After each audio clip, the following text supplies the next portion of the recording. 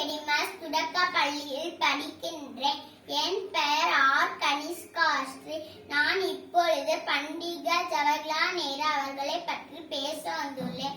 பண்டித ஜவஹர்லால் நேரு அவர்கள் 1889 ஆண்டு நவம்பர் 14ஆம் தேதி அலகாபாத்தில் பிறந்தார்.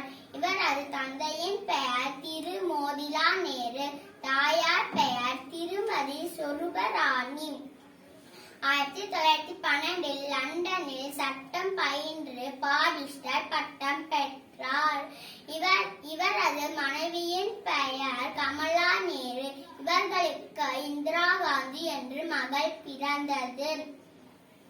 1945 ஆண்டு ஜூன் 15ஆம் தேதி நேரு வெள்ளையனே வெளியேறு இயக்கத்தில் பங்கெடுப்பதற்காக கைது செய்யப்பட்டார். 1947 நாட்டில் முதல் பிரதமராக பதவியேற்றார்.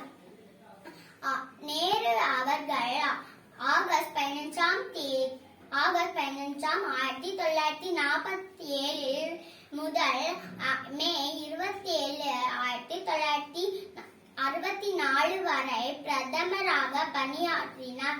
நேருவின் பிறந்த நாளான நவம்பர் 14ஆம் தேதி குழந்தைகள் தினமாக கொண்டாடப்படுகின்றன. நன்றி, வணக்கம்.